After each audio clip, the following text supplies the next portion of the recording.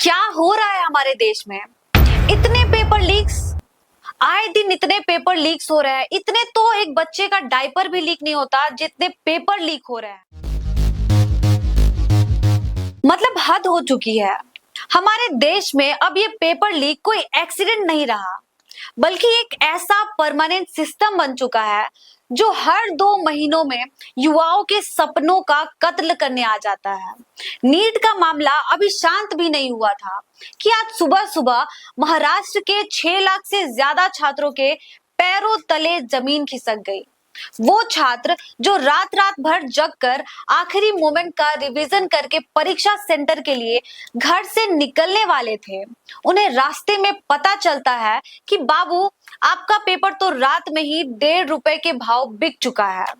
जी हाँ, महाराष्ट्र टेट का paper leak हो चुका है और परीक्षा को आनन फानन में रद्द कर दिया गया। आज की इस वीडियो में हम इस पूरे कांड की एक ऐसी इनसाइड स्टोरी आपको बताएंगे जिसे सुनकर आपका खून खौल उठेगा कि कैसे भिवंडी के एक होटल में हमारे देश के भविष्य का सौदा हो रहा था। वीडियो को आखिर तक देखना, क्योंकि सवाल अब आपके और हमारे हक का है। तो भाई, कहानी शुरू होती है शनिवार की रात से। Maharashtra state council of examination यानी MSCE ने रविवार को पूरे राज्य में 1000 से ज्यादा सेंटर्स पर परीक्षा रखी थी। सब कुछ सेट था, बच्चे अपनी तैयारी में थे, लेकिन तभी एंट्री होती है थाने जिले की भिवंडी पुलिस की। पुलिस को एक खुफिया जानकारी मिलती है कि भाई, भिवंडी के कोगांव इलाके में एक होटल है जहां कुछ संदिग्ध लोग रुके हुए हैं और उसके पास कुछ ऐसा है जो सीधे रविवार की परीक्षा से जुड़ा है। पुलिस बिना समय गवाए तड़के सुबह उस होटल के कमरे पर छापा मारती है और जानते हैं वहां क्या मिलता है? ओरिजिनल प्रश्न पत्रों का सील्ड पैकेट्स। जो पेपर कुछ घंटों बाद लाखों बच्चों के सामने खुलने वाले थे, वो वहां सरेआम टेबल पर खुले पड़े थे। पुलिस ने जब शिक्षा विभाग के बड़े अफसरों को बुलाया और उनसे पेपर का मिलान करवाया तो अधिकारियों के भी होश उड़ गए। पेपर 100% मैच कर चुका था, यानी खेल हो चुका था। अब आप सोच रहे होंगे कि ये लोग कौन है जिन्होंने इतना बड़ा कांड कर दिया। तो आपको बता दें कि पुलिस ने मौके से 3 लोगों को दबोचा है, राजीव कुमार, आकाश कुमार और धीरज सिंह।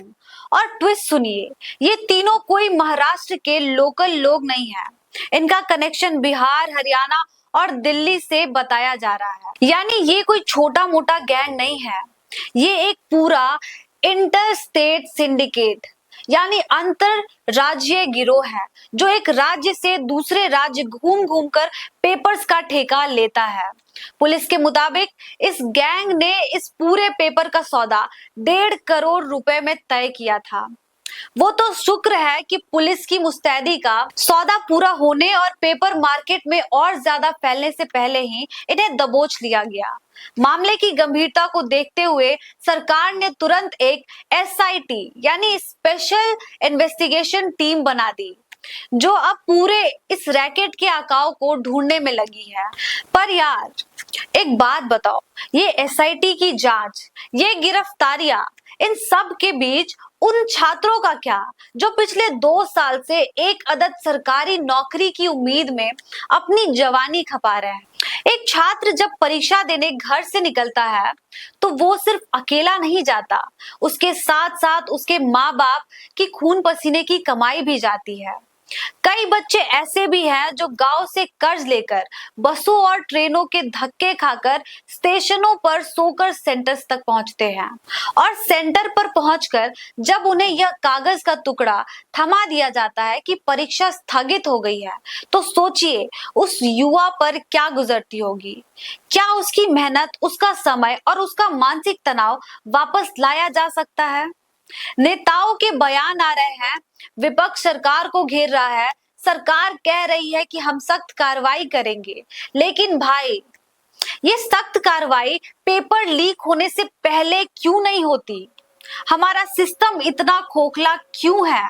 कोई भी आता है और सेंध कर चला जाता है। अब आगे क्या? पेपर लीक होना सिर्फ एक एग्जाम का कैंसिल होना नहीं है, बल्कि इस देश के ईमानदार और मेहनती युवाओं के भरोसे का कत्ल है। जब तक इन पेपर चोरों को ऐसी सजा नहीं मिलेगी जिसे देखकर रूह कांप जाए, तब तक ये धंधा बंद नहीं होने वाला। आपको क्या लगता है? क्या सिर्फ इस जांच से बात बनेगी या फिर पूरे एग्जामिनेशन सिस्टम को ही उखाड़कर एक नया डिजिटल और सिक्योर सिस्टम बनाने की जरूरत है? अपनी राय कमेंट बॉक्स में जरूर बताएं, क्योंकि आपकी आवाज ही सबसे बड़ी ताकत है। इस वीडियो को जितना हो सके उतना शेयर करिए, ताकि ये आवाज उन कुर्सियों तक पहुंच सके जो सोई हुई है।